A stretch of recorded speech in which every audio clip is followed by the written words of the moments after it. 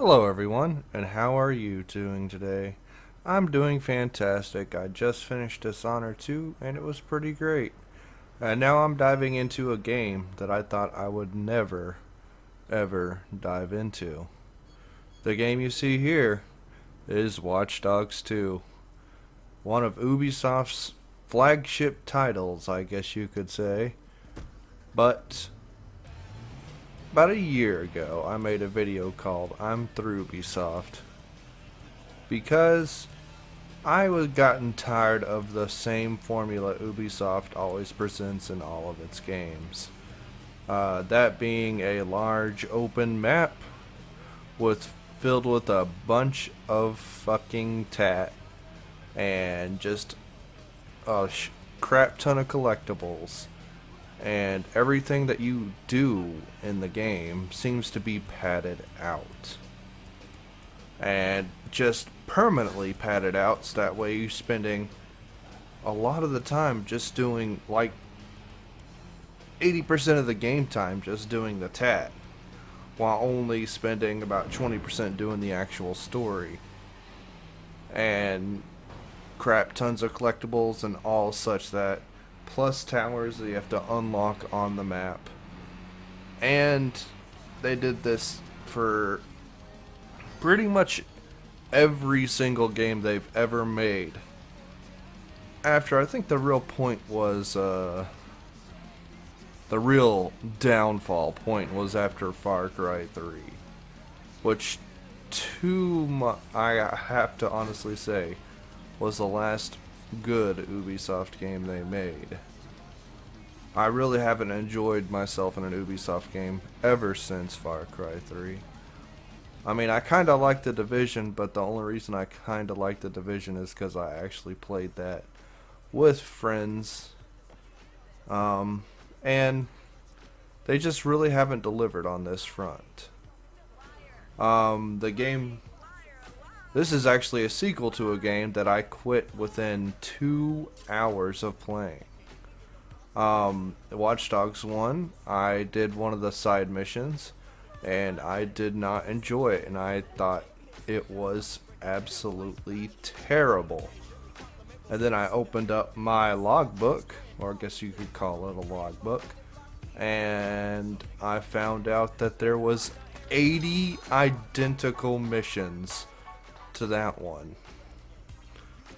Not only that, there were about 60 or 70 more in like 3 different categories of missions, side missions to do, and I just looked at that and was dumbstruck by that. However, all that being said, I think I may have been too Ubi hard on Ubisoft. Because they, in the game you're seeing here, Watch Dogs 2, they seem to have finally fucking learned how to make a good game. They have finally decided to, while not entirely break away from the meta of what their games are, they have actually took a nice diversion with Watch Dogs 2. The map, when you open it up, isn't too cluttered. There is not a lot of side missions. Well, I mean, there's a good chunk of them. They're all unique. It's not like, oh, it's a hunt quest. Go over here and hunt, like, 5 of these animals. Nothing like that. Each one of these I've done is unique in their own right. Along with that, there are several other missions like, racings and stuff like that. But they are no way necessary to completing anything in the game. I mean, if you want to complete them, they're just there for you to complete them if you want the extra cash. Aside from maybe an achievement, I think there's no real tangible rewards for completing them, aside from getting extra cash and basically level in this game. Time to mess with the farmer. I really like this game also because the character in the game is actually a lot more fun. He's just this fun little hacky guy who decides, you know what, let's just overthrow fucking society since everything is, we're losing all of our privacy. Let's show that we need our privacy by exploiting everyone else's privacy. And they want to form this huge collage and get all these people underneath their belt and then use all their like processing power to form this giant horde to take on the system. And that's actually kind of relatable, as crazy as it seems. While the first game's character was just a absolute sociopath who you felt nothing for. Oh, your freaking cousin's daughter or your sister's daughter died. Oh no. Ooh. That gives you every right to go around and shoot people in the face and fucking go around and murder people and steal them from their bank accounts and beat people in the street for just, you know, stealing a person's purse. It was cruel and it was nowhere relatable, and I can't honestly think of anyone who enjoyed the character. They also added some more customizations to the character, so you aren't just a guy in fucking ball cap and trench coat with a freaking scarf. You can be, you know, a guy wearing dad shorts. Another thing that I liked about this game more is the fact that, you know, you can, the missions are actually really unique. I'm actually doing a mission, here, where you basically do what, the Wu-Tang, it's like the real life equivalent of the Wu-Tang Clan, where they sold that album to that private guy. And here's, in this mission, you exploit that fact and steal money from him and transfer it to leukemia research. Something that, you know, if you were a big hacker, you could get into and you could see where they were coming from, and it's fun and it's enjoyable, and I'm actually falling in love with the character.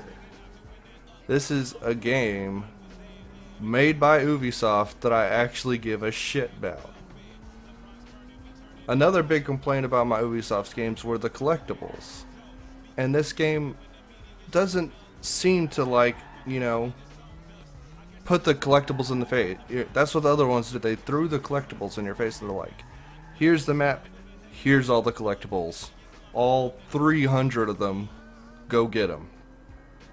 And this one, it's more like, hey, you're nearby a collectible. Why don't you like push a button and you'll get it?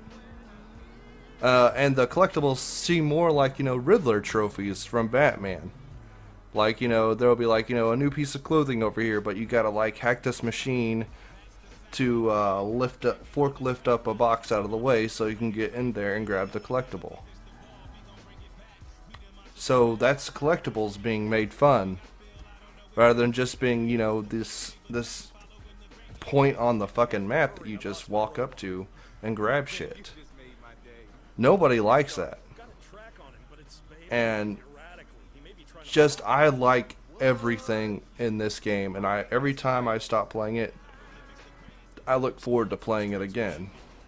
I cannot think of a Ubisoft game that had me this engrossed in a game since Far Cry 3.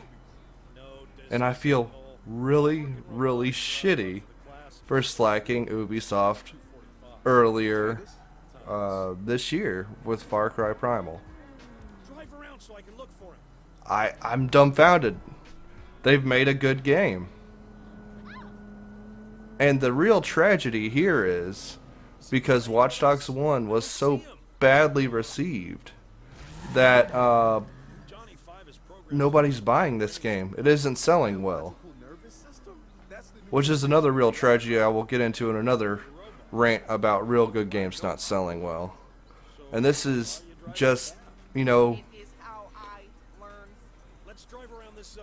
I want more of these games, Ubisoft.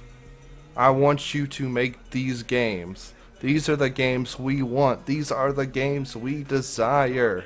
We don't want a fucking shitty game with bland content smeared out and then a somewhat good story in the middle.